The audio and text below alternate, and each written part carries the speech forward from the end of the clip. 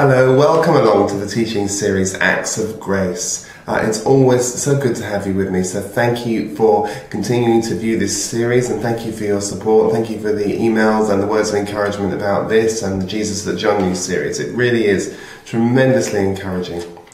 We're going to move into Acts chapter 8 now. You'll remember from the last session we were looking at the trial and the subsequent stoning of Stephen. And now we're going to see how the church really begins to, obviously move beyond the Jerusalem context, which is very significant. But we're also going to see something about what happens and how this persecution causes the spread of the church. So let's go to Acts chapter 8, shall we? And let's just read together and then we'll talk about what we can see. So Acts chapter 8, it says, it begins by saying, "And Saul approved of his execution." Well, of course, Luke is the master writer, and so he's reintroducing Paul to us, but of course in the context of Saul. And so we're going to now see Paul, or Saul as he is, in his insane career of killing and dragging into court and ransacking the homes of Christians. And this is going to be very important because, of course, we're going to discover in Galatians chapter 1 that Christ had been in him even at his birth. And this is a very interesting problem for us because we like this transactional idea that sort of says, well, you know, we got saved and now Christ is in us, but before we got saved he wasn't. And this kind of thing throws up big problems for our standard way of thinking about theology. So here verse 1, "And Saul approved of his execution. And there arose that day a great persecution against the church in Jerusalem. And they were scattered throughout all the regions of Judea and Samaria, except the apostles. Devout men buried Stephen and made great lamentation over him. But Saul was ravaging the church, and entering house after house, he dragged off men and women and committed them to prison." Well, it's a dramatic scene, isn't it? And nobody perhaps would have been able to forecast that when Jesus had said to the apostles that the gospel first goes to Jerusalem, Judea, Samaria, and to the ends of the earth. No one perhaps would have factored in the idea that it would have been a persecution that would have triggered the Christian mission.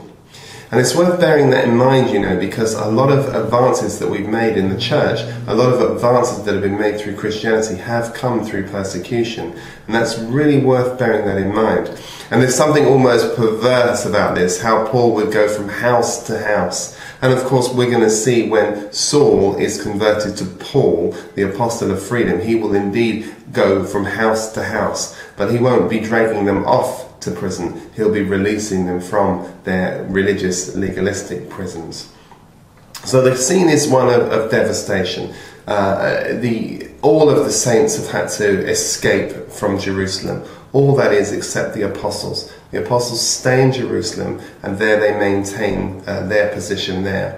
The devout men, with this tremendous lamentation, bury Stephen, and understandably so, because Stephen was one of theirs. I mean, you know, uniquely Stephen was one of their own.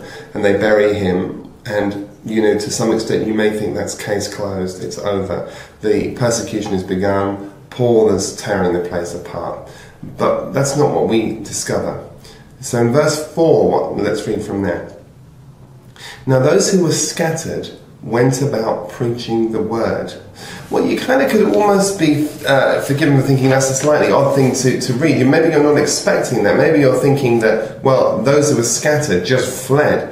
But it's very interesting because these pilgrims, or they're not pilgrims really, are they? They're evacuees from Jerusalem. As they're going along, rather than being terrified, these are little pockets of joy that are moving around the place.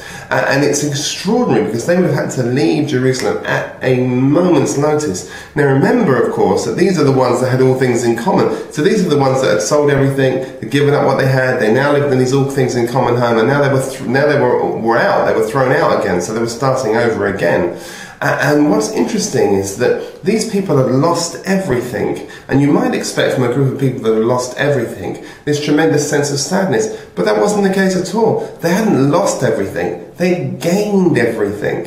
They may have lost material possessions, but they had gained the spiritual possession. They had gained Christ, and they gained Christ in themselves, but also they would gain Christ in one another. So these people were enriched beyond your wildest imagination. Now, before the Pentecost, remember, the apostle wanted everything and had nothing. But what happened is, after Pentecost, they wanted nothing and they had everything. And there's a great sense for us that we need to understand that, because sometimes we reach out for the wrong things. They want everything and they have nothing. But after the Pentecost, they have nothing. They don't want anything, but they have everything. And it's such an important truth about the inner realities of Christ. And so, to understand this, we kind of have to keep reminding ourselves what church life was like there. These people had been equipped wonderfully for real life by real church. And that's an important point. In church life at the moment, we're not really equipped for anything. It's a very unequipping world. In fact, all that we do is we equip people to go to church. We take people from real life and we convert them into church-going people. And they seem to lose a lot of their potency in real life as well. But these people, they knew Christ. They've been matured in Christ. They've been, if you like, pickled in Him, marinated in Him. And nothing external, no circumstances could in any sense negatively impact on that. So as these disciples then stand and walk and talk, all of a sudden, as if unawares, they've begun an evangelism, they've begun an outreach into Judea. And not too difficult to see how this might have happened. They're sharing together, they get overheard, one shares a testimony, another shares a testimony, they announce, oh, let's have a meeting and let's gather some people together, and they just bring some people around, and quickly you can see this thing is going to get feet. And they have a meeting here and they have a meeting there, and we see what happens in Samaria. Let's have a look. So it says here, now those that were scattered, they went about preaching the word. Phillip went down to the city of Samaria and proclaimed to them the Christ. And the crowds, with one accord, paid attention to what was being said by Philip when they heard him. And they saw the signs that he did. For unclean spirits, crying out with a loud voice, came out of the many who heard. And many who were paralyzed or were lame were healed. So there was much joy in the city. Well, now we're introduced to the second of the Magnificent Seven. We've seen the ministry of Stephen, but now we're seeing Philip. And Philip's ministry is very exciting to us, because now not only is Philip not only in the Jerusalem context, he's now in a foreign context, if you will. He's in Judea, but he's telling of the gospel. It says they heard him. It says, listen to this, that he proclaimed Christ to them. Do you know, it's interesting because we've lost a real sense of this, of what it means to proclaim Christ. Because when Philip proclaims Christ, the absolute consequence of the proclamation of Christ is that the crowds with one accord paid attention to what he was saying when they heard him, one, and they saw the signs that he did. Unclean spirits are fleeing from people. Imagine this, the complete deliverance. Unclean spirits crying out with a loud voice came out. Many who were paralyzed or lame were healed. And so there was much joy in the city. I've said this to you before, but allow me to say it again. Grace and power are no longer mutually exclusive. It's really, really sad that those of us who believe in the grace message back away from the power. And it's really sad that those who believe in the power have little grace.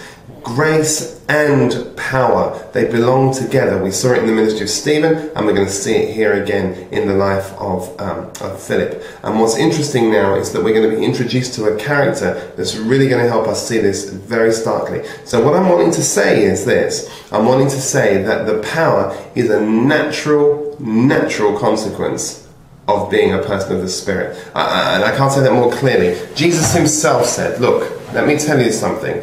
Do not marvel at the things that I am doing, because greater things than these will you do? And I really, really want to up the agenda around this, because I think for me, this is really such a key part of our story, that if we could press into this, if we would be bold enough to get hold of this, and oh my goodness, we would be into such an exciting space. Because you see, Jesus took the disciples and moved them across, and critically moved them across into the supernatural world. And there's a very important point for us to move across, and we have to begin to understand the capacity we have to move in the Spirit, and yet we're seeing so little of it. And I wish to God that we would grab hold of it. How significant a conversation this is, because the truth of the matter is that signs, it is natural for signs to follow. It is not natural for us to follow signs, but it is certainly natural for the signs to follow us. And we needn't be afraid of that. Perhaps you'll remember from our series in John, I think it was around the 70th of the episodes in the Jesus that John Knew series. I was talking to you there about John chapter 14, and I was thinking very much about if you ask anything in my name, I'll do it. And I was talking to you about the difference between evoking the Spirit and invoking the Spirit. See, a lot of what we do in terms of our charismatic expression is an emotional expression, and it's evoking the Spirit. It's evocative. It's kind of trying to create an atmosphere and a sense of memory and a sense of feeling, summoning or calling forth something. And whilst that's quite beautiful in some ways, it tends to be the emotional side of the equation. The spiritual side, the side with authority, is not evoking the Spirit, it's invoking the Spirit. And invoking the Spirit really only works firstly with tangible objects, but it's really what happens when you invoke something. You are putting something into effect. So if you're evoking, you're calling forth a memory. If you're invoking, you're working on something that is tangible. And this business that you're seeing here with Philip is not evoking the Spirit, it's invoking the Spirit. It's speaking spiritual authority. It's putting something into effect. It's calling upon God in prayer. It is declaring, if you will. It is making the absolute declaration about what it is that you speak. And when he proclaims Jesus, and the proclaiming is a strong word, when he talks about Jesus and the power of Jesus and who he is, then the signs just follow. Because as I say, it's not evoking, it's not summoning a memory, it's invoking, it's calling something forth, it's putting something into effect. And look at the efficacy of it. Look what happens. The unclean spirits are coming, the people that are paralyzed and the lame are being healed and walking, and the place is filled with great joy.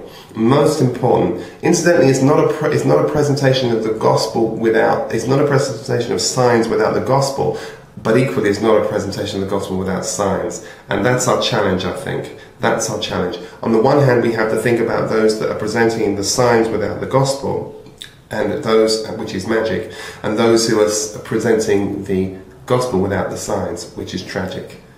So we need to be clear about who we are in the midst of all this. Now watch what happens, because the moment this happens, this of course will attract great attention, and it does. And out of the crowd comes a man called Simon the magician, and we're going to want to see him, and we're going to understand what he is up to, and what his kind of thought processes are. Because this man, I think, represents somebody that we will see only all too often in our current church day life. But before we just push to him, let's just think for a minute about Philip, because Philip's going to be juxtaposed to him. So this is some 10 years probably after Pentecost. This is where we are now in our narrative. Where is he? Well, he's not at the ends of the earth. He's about 30 miles up the road.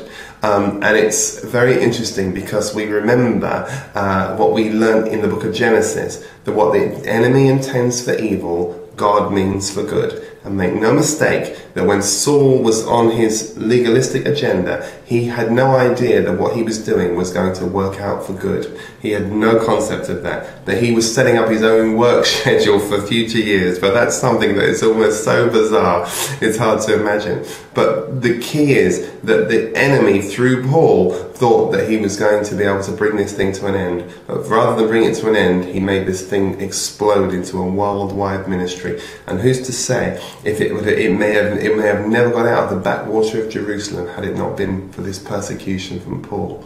So a pattern begins to emerge, and it's quite an interesting one, because something was happening in Samaria and will happen all over the place. There's an explosion of growth. Men and women experience what it means to know Christ, and then the Jerusalem pattern happens. There's this apostolic circuit takes place. People start going around the place. But Philip is interesting because Philip falls into the same category as Stephen. Remember, he's got a very special place. He's an evangelist, and we've not heard about that before. And it's interesting. Philip doesn't do what we expect evangelists to do. He doesn't take an offering and put up a circus tent somewhere. He doesn't set up his own ministry. He doesn't have a tape of the month. He doesn't have a book club. He doesn't have a perm. He doesn't have a shiny suit. He doesn't have any of that. He just goes around proclaiming Jesus. And it's very interesting because what happens is that Philip begins this ministry in Samaria, and this problem breaks out. And the problem, well, it's not so much a problem breaks out, but what happens is that, of course, Simon the magician, gets on top of it. Philip was Stephen's contemporary, I think we can say that. He's an important character because the fear might be that after the stoning of Stephen that generation is gone. But no, Stephen and Philip in common with Stephen, has grown up in the all things in common context.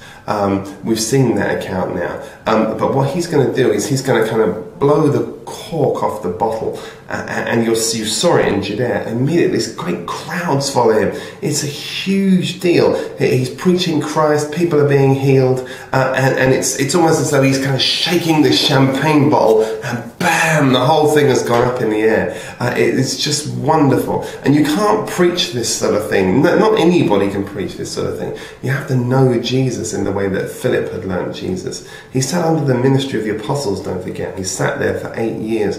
He experienced the purity of church community. He lived almost continuously in the presence of God. And so he's a genuine, real, bona fide kingdom man. You know, this is not a churchgoer, this is a kingdom man. And the fact is that a certain type of message needs a certain type of man, and he's the great example of this. He's the second of the Stephens. He's the new one. So the message has been greeted with incredible excitement. It's an amazing story. But we're not quite fully there, because what we've seen is, we've seen Christ proclaimed, we've seen the incredible miracles that follow, but it doesn't yet quite fit the model of Jerusalem. And so we're going to see what happens presently, because we're going to be introduced in the next series, we're going to be introduced in the next of our series to Simon the magician, Simon Megas as he's often called. And then we're going to see Peter and John come up to Judea, and we're going to see something happen there that is of profound importance to our understanding of the ministry of the Spirit. But that's for next time, and I look forward to being with you again then. And in the meantime, have a great week. God bless you. Bye-bye.